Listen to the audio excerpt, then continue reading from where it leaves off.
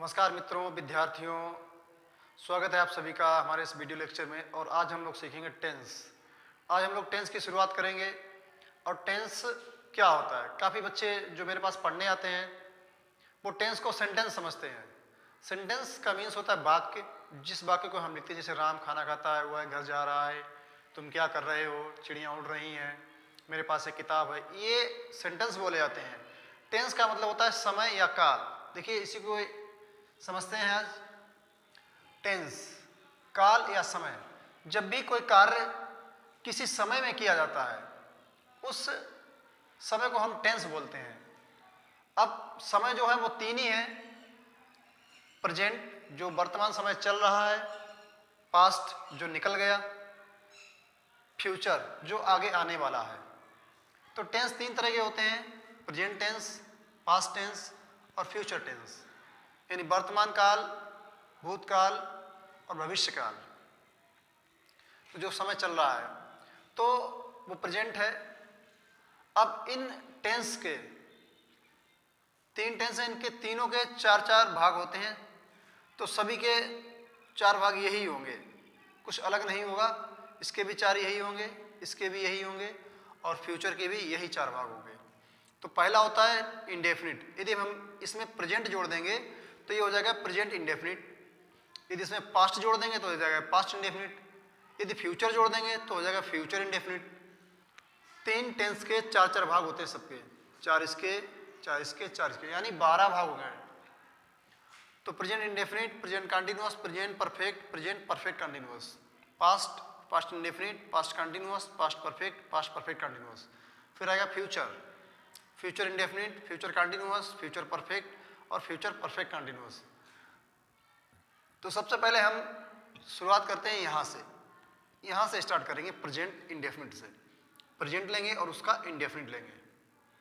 तो देखिए सबसे पहले हम लोग पढ़ेंगे प्रेजेंट इंडेफिनिट। तो सबसे पहले प्रेजेंट के चारों भाग पढ़ेंगे, present indefinite, present continuous, present perfect और परफेक्ट कंटिन्यूअस। तो हर टेंस की पहचान अलग है, हेल्पिंग वर्ब अलग है और रूल्स जो हैं वो भी अलग है। हर टेंस के रूल और पहचान अलग अलग है। तो इसकी पहचान तो थोड़ी बड़ी है, हालांकि मैंने शॉर्ट में लिख दी है। इसकी पहचान है कि जिन हिंदी वाक्यों की क्रिया के अंत में, हिंदी वाक्यों की क्रिया के अंत में ता है, ती है, ते हैं आदि शब्द आते हैं, वो प्रेजेंट इंडेफिनिट टेंस के वाक्य कहलाते हैं। अब इसके दो रूल होते हैं, रूल नंबर 1 और रूल नंबर 2। रूल नंबर 1 में क्या है, ही, शी, इट तथा सिंगुलर सब्जेक्ट के साथ मैन वर्ब में यस या यस लगाते हैं। रूल नंबर 1 ये है। और रूल नंबर 2 है आई, बी, यू, दे तथा प्लूरल सब्जेक्ट के साथ मैन वर्ब में एम बी लिखा है, ये देखिए मैन वर्ब, तो एम बी यहाँ लिख दिया शॉर्टकट में। मैन वर्ब में यस या यस नहीं लगाते। तो पहला रूल है कि इन सब्जेक्ट के साथ मैन वर्ब में यस लगेगा और दूसरा रूल है इन सब्जेक्ट के साथ मैन वर्ब में यस या यस नहीं लगेगा। अब देखिए, अब बहुत से बच्चे जो हैं, जो बिगिनर्स हैं, वो उन्हें ये नहीं पता होता कि मैन वर्ब क्या है, सब्जेक्ट क्या है। तो पहले ये चीज़ समझ लीजिए कि सब्जेक्ट और मैन वर्ब होता क्या है। तो हम जो भी कार्य करते हैं, जो भी दैनिक जीवन में जो भी कार्य करते हैं, खाते हैं, पीते हैं, बैठते उठते, सोना, रोना, धोना, कुछ भी जो भी कार्य करते हैं, आना जाना, सोचना, सोना भी एक कार्य है। बच्चे सोचते हैं कि सर सोना तो कार्य है नहीं, सोना क्या, सो रहे हैं, वो भी एक कार्य है, वर्ब है। सोचना, दिमाग से सोच रहे हैं, वो भी एक वर्ब है, क्रिया है। तो जो भी हम कार्य करते हैं, चाहे वो हम फिजिकली करें, मेहनत से करें या दिमाग से कार्य करें, वो सभी कार्य ही होते हैं। देखना भी एक वर्ब है, सी मीन्स होता है देखना, तो देखना भी एक कार्य है। तो ये हमारा होता है, जो जितने भी कार्य हम करते हैं वो सभी हमारे होते हैं वर्ब, उनको हम बोलते हैं वर्ब। यहाँ पे इसको एज ए मैन वर्ब के रूप में यूज किया जाएगा, ठीक है। अब जैसे यहाँ देखिए, राहुल एक किताब पढ़ता है, तो राहुल क्या काम कर रहा है, पढ़ने का, ये राहुल काम कर रहा है। तो पढ़ना एक कार्य है और तो इसको हम बोलेंगे मैन वर्ब। ये तो हो गई मैन वर्ब। अब जो इस कार्य को करेगा, जैसे राम पढ़ता है, स्कूल जाता है, लिखता है, तो जितने भी कार्य होंगे वो सब मैन वर्ब है और कार्य हमेशा लास्ट में ही आएंगे। मैन वर्ब हमेशा सेंटेंस के आखिरी में आती। देखिए यहाँ पे लिखा है अंत में ता है ती, तो ता है इसी में आया है।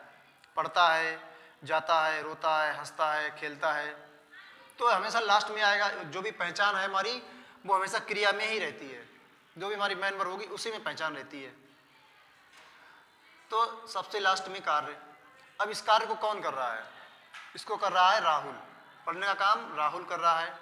तो राहुल है वो हमारा हो गया सब्जेक्ट। राहुल जो है वो हो गया सब्जेक्ट। सब्जेक्ट को हम यस से व्यक्त करते हैं।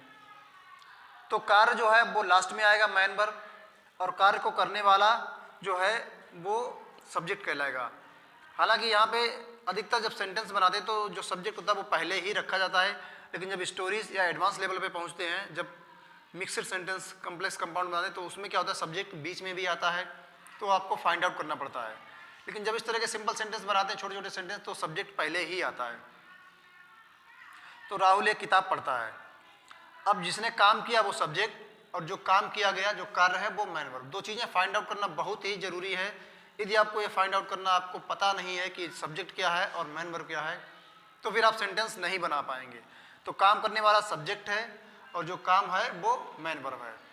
दो चीज़ें फाइंड आउट करना। तीसरा कार्य ये है कि ये जो काम हो रहा है पढ़ने का जो कार्य हो रहा है वो किस चीज़ के ऊपर हो रहा है। देखिए एक किताब, ये जो एक किताब है ना, ये पढ़ने का काम जो राहुल ने किया तो वो किताब के ऊपर किया।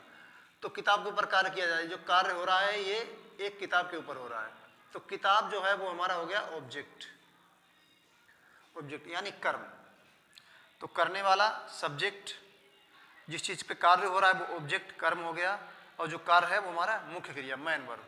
तो तीन चीज़ें सेंटेंस में आपको फाइंड आउट करनी आनी चाहिए। यदि आपको नहीं आ रही है तो आप यहाँ से सीख सकते हैं। अब देखिए इस सेंटेंस को ट्रांसलेट करने का तरीका क्या है। तो किसी भी सेंटेंस को ट्रांसलेट करने के लिए हमें स्ट्रक्चर बनाना पड़ता है। तो ये अफर्मेटिव है, अफर्मेटिव का स्ट्रक्चर यहाँ बना रहे हैं। प्रेजेंट इंडेफिनिट टेंस का अफर्मेटिव, सकारात्मक। तो सबसे पहले लगाएंगे सब्जेक्ट। इस सेंटेंस में हेल्पिंग वर्ब का यूज नहीं होता है अफर्मेटिव में। इसके निगेटिव और इंटरोगेटिव में हेल्पिंग वर्ब जो है डज और डू उसका प्रयोग होता है। तो सबसे पहले सब्जेक्ट राहुल, राहुल लगाएंगे। उसके बाद मैन वर्ब यानी कार्य, जो कार्य है वो लगेगा। पढ़ना की होती है रीड। अब देखें, अब जब हम इस सेंटेंस ये वाला सेंटेंस ट्रांसलेट करेंगे तो देखेंगे ये जो कार्य है कितने लोग कर रहे हैं।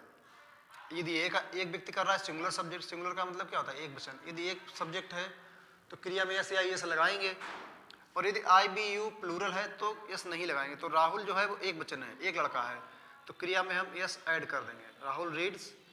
अब क्या आएगा उसके बाद ऑब्जेक्ट। ऑब्जेक्ट है एक किताब, तो a book. Rahul reads a book, Rahul एक किताब पढ़ता है। और एग्जाम्पल लेते हैं, जैसे हम फल खाते हैं। तो देखिए इसमें वर्ब क्या है, वर्ब है खाना। इसको कार्य को कौन कर रहा है, हम। तो जो कार्य करने वाला है वो सब्जेक्ट हो गया। तो हम फल खाते हैं, तो बी जो है वो सब्जेक्ट है, खाना ईट एक वर्ब है, मैन वर्ब हो गई। तो ये हो गई हमारी मैन वर्ब, और फल वो ऑब्जेक्ट हो गया। तो इसी के अकॉर्डिंग ट्रांसलेट करेंगे। तो बी सबसे पहले सब्जेक्ट, मैन वर्ब क्या है खाना ईट। अब देखें जब भी मैन वर्ब रखेंगे तो देखेंगे इस सेंटेंस का नियम क्या है। तो आई बी यू दे तथा प्लूरल के साथ मैन वर्ब में एस या एस नहीं लगेगा। तो बी जो है वो दूसरे रूल में आता है, तो इसमें एस या एस नहीं लगेगा। B eat the fruits. अब फ्रूट जो है वो प्लूरल है, ज़्यादा फल हैं तो एस लगाएंगे, यदि एक फल है तो ए फ्रूट लगाएंगे। नेक्स्ट सेंटेंस देखिए, सीता एक कार चलाती है।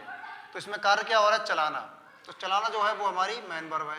ये कौन कर रहा है, सीता। तो जो कार्य करने वाला है वो सब्जेक्ट।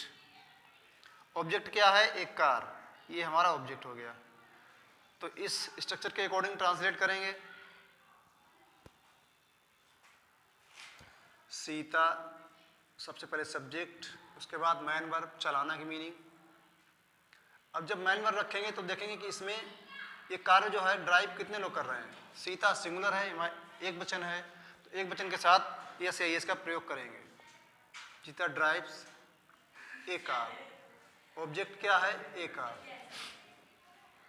अगला सेंटेंस देखिए, वह शहर में रहता है। रहना, रहना भी एक कार्य है, ये मैन वर्ब है। कौन कर रहा है इस कार्य को? वह है, तो ये सब्जेक्ट हो गया इसके अकॉर्डिंग। तो ही लड़का है, मुख्य क्रिया रहना की लिव, सब्जेक्ट एक वचन है तो क्रिया में एस ऐड करेंगे, लिव्स इन द सिटी। ये तो हो गए अफर्मेटिव। और जो मीनिंग्स हैं वर्ब की सेकंड फॉर्म, थर्ड फॉर्म, वो आपको मिल जाएंगी लिस्ट। अब इसके बाद पढ़ाएंगे निगेटिव सेंटेंस। तो निगेटिव सेंटेंस नेक्स्ट वीडियो में सिखाएंगे। वर्ब की थर्ड फॉर्म जो इस स्क्रीन पर फ्लैश हो रही हैं, आप इन्हें नोट करके लिख सकते हैं या स्क्रीनशॉट ले सकते हैं।